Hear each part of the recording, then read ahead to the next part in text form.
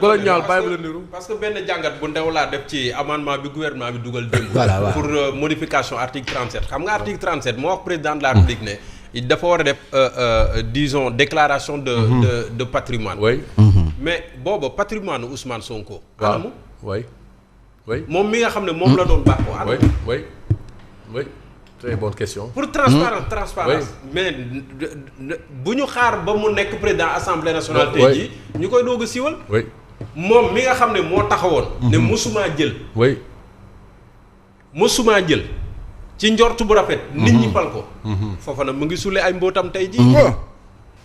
donc nañu def attention ci côté boobee. ñun liñ fiy wax fu leer lañ koy teg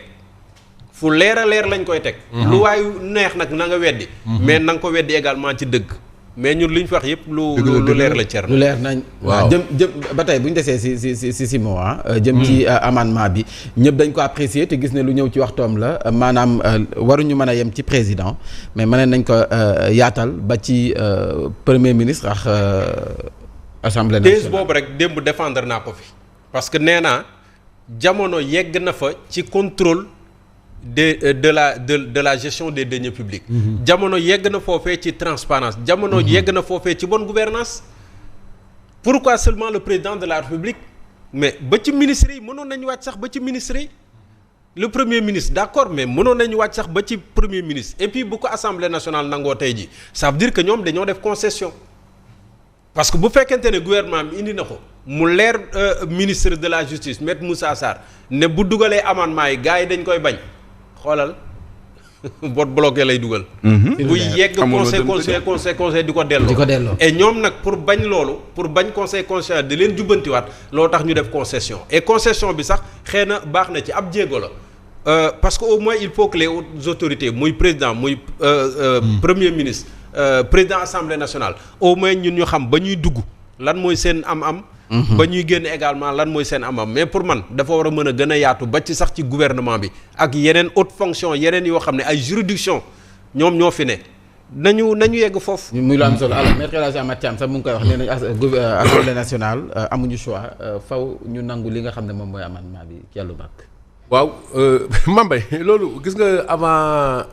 maître la nu mu tudd ministre de la justice. maître Moussa Sarr monsieur le ministre de la justice maître Moussa Sarr merci pour rappel dama ko xawoon fàtte rek. kilifa la avant mu koy wax fii yàgg nañ ko fi wax Mambay loolu fii ci plateau bii. que ne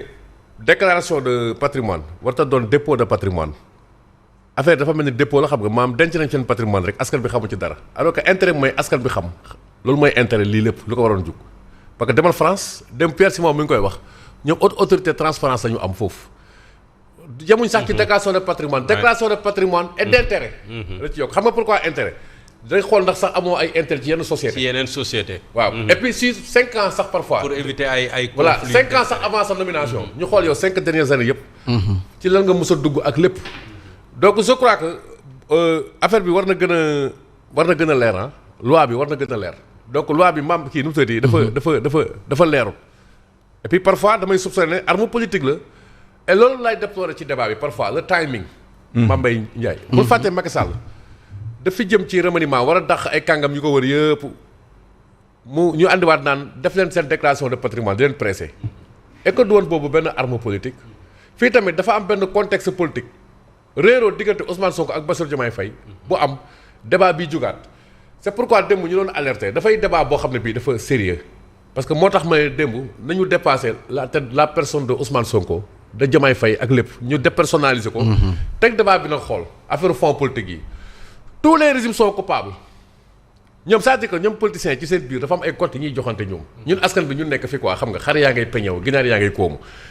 Souleymane Ndéné Ndiaye mii di wax waxu la fi woon ne Landing Savané suñu bàyyi ne Ablaye Wade dina ko jox 30 millions par weer pendant 10 ans loolu xëy na ci fonds politique yooyu lañ koy jëlee te fonds politique yooyu ci nguuru Ablaye Wade la commencé jéggi dayo Macky Sall ñëw def la même chose ñii ñëw tamit am na ko fi newoon président bu amul fonds politique du démb ay waxu kilifa la quoi ki ko wax mais nga baal ma mais loolu ay waxu yàqu la fonds politique ñun lu bëri suñu droit ak yooyu dañ ko kii ñuy doxee dañ ko donnoo France xam nga mais les bonnes pratiques il faut ñu jël ko ñoom dafa am foofu nu ñu koy defee premier ministre moo koy gérer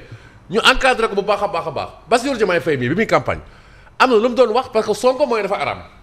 mais nous devons à la vérité de dire que Diomaye président am na nu mu waxoon ne dañ koy réformer fonds politique yi bu ko defee moom ay instrument de contrôle ils sont là depuis plus de 2 ans. 2 ans instrument de contrôle yooyu defuñ ko le ministre Abdourahmane Diouf mu baal ma. pour man li mu wax il a mal parlé li mu wax dafa garaaw moom mooy officiel boo xam ne bii nii nag moom moo ci waxagum parce que nee na Ousmane Sonko lii ngay am ci fonds politique kon donc moom bu amul toon ak problème ak Ousmane Sonko du ko mus a wax. yëf yi dafay doon boru yàmbaa kenn du ko fayeeku ci kaw lii kese la Mambay donc bu ñu amee c'est au gré de ñoom seeni divergence ak yooyu noonu alors que loolu dañ ko war a becci teg ko ñu xam gouvernement bi mooy gouvernement bu gën a nébuleux de toute l'histoire du Sénégal depuis 2024 ana loi de règlement yi assemblée ñu xam suñu xaalis dañ lañ koy dépenser loolu xamoo ko ba tey yow ñi ngi jël ci tribune mi ngi ko titré nii avec seen prêt bi prêt de l'enfer bien sûr vous voyez parce que ils nous ont mené vers une saison en enfer depuis qu'ils sont là. Oui. mais des taxes tous azimuts donc ñun la ñuy pressé comme des citrons ñun ñuy financé seen i caisse noire rek seen i ndaataa xamal na lu ñu ko tuddee seen i noos ak yooyu noonu bu bàyyi pendant ce temps yaa may dégg sax ñoom liggéeyuñ fi daara amuñu lan loo xam ne en terme d' investissement ils n'informent pas les Sénégalais ñoom. xam nga plan bi xam nga lan la presse bi mooy oto bu dugg garage loolu lay tekki mooy ñi ngi réparer Sénégal parce que dañoo ñëw yàq li ñu yàq ñoom la ñuy réparer Mambay boo bëggee base xam nga na la Cheikh Diba xam na document boobu il était le directeur de la programmation budgétaire fii budget programme la ñuy wax dernier budget document de programmation budgétaire sous Macky Sall ngay xool nga xool ñii ni ñu yàqee Sénégal nan lañ ko tardélé et il y a une co-responsabilité et de Bassirou Diomaye Faye et de Ousmane Sonko mais ce débat sur les fonds politiques il faudrait le dépolitiser ñu teg ko ci table bi tous ces politiciens là ils sont responsables et qu'ils ne nous mènent pas vers un jargon technique dégg nga boo xam naa temps bee fi alors naan ko laata may dem ci pour révider titre bi mu ngi koy wax seen plan bi muy presse xaw ma presse lu ñu ko mënti waxee est-ce que du paradoxe ñu gis ne fi mu nekk fii réew mi toll ñoom gis nañu ne tar na lool ba ñu génne xaalis budget pour mën a dimbali askan wi ba noppi bëgg a maintenir seen plan bi waaw xam nga daanaka Thierno wax na ko parce que boo koy xool presse bi ak surtaxe yi nga xam ne moom la ñu teg ci ndoddu askan wi mais ñun gisuñu en tout cas évolution ci dundinu askan wi te loolu moom mooy problème bi parce que tamit nit ki bu fekkente ne yow da nga ne xaalis amul nit ñi ngay ñuy toltolaat ngay rocc ci ñoom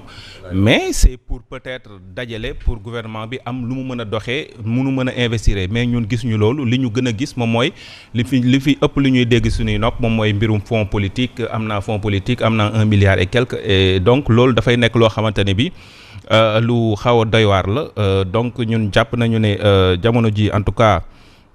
presse bi moom vraiment comme ni ko gars yi di tooñee presse bi moom dafa presse sénégalais yi léegi nag. mënoon na ko yóbbaale parce que moom loolu moom jarul wax sax ba pare boole koog ne man maay gis xawma ci budget 2027 bi ñu ngi wax am na ay baisse ci yenn prévisions yoo xam ne dañ ko def mais kon ñun li nga xamante ne moom lañ doon goqi ci askan wi ak di ko rocc mais loolu anamu c'est 10% là. ak mais anamu. ba pare ñun ñu bëgg a dem 2027 encore on nous parle de prévision yoo xam ne da ngay baisser. mais loolu tamit c'est paradoxal donc man daal coow li moom fi mu nekk nii nee na cobbay ci mbirum koppar ci réew mi mais voilà finalement dootoo xam sax noo koy comprendre vraiment ba daal jaaxle naa ci réew mi quoi. nañ ci bàyyi xel bu baax ni nga jaaxalee noonu la ñu bëri jaaxalee ñuy nuyu ñëpp ñi nga xam ne waxtu yu jotee dañuy fës kee ne ànd ak ñun yéeg ci kaw tribune bi. may nuyu sama mbokkum Tëngéej Mame Sey Diop Seynabou Diop madame Ndoye moom moo jiite mouvement Espoir Rufisque nekk candidate sa mairie bu Rufisque Nord en tout cas jigéen bu am jom la nag jàmbaar la waaw candidate la Mame Sey Diop xale la et puis jàmbaar la te Rufisque Nord Tëngéej Rufisque Nord donc bu la dara jëlee de sampul rek waa laajul suñu mairie kii bi ouest bi waaw non madame Assougay non foofu moom boo ko dëgg koo koy guy gee ko samp moo ko samp monsieur le l'honorable député Souleymane Ndoye gaa ñi ne nañ ko dafay samp ville donc xam naa na war a jàkkaarloo Omar Cissé dina doy waar monsieur le maire peut-être nuyu baax Omar Cissé ay te ñu yegg ci kaw tribune bi ndax fa ngeen jëm a tax fa ñu jëm moo di presse nee nañ wax fa dëgg neex yàlla waa ji ba mu ñëwee